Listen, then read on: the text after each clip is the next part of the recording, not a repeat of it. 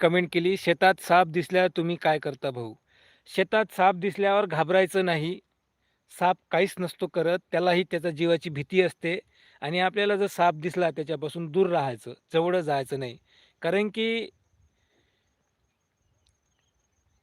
प्राचीताईने comment केलेली आहे, "हाय भाऊ, हाय ताई."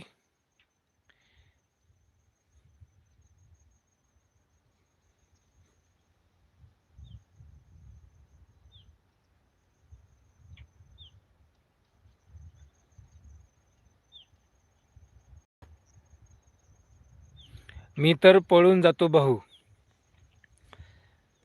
पळून म्हणजे आता जर आपण निंदण करत आहे, कोणतं काम करत आहे, की सापाला घाबरायचं नाही. सापाला पाहायचं. जर एकदमच जवळ असला तर तात्काळ उठायचं.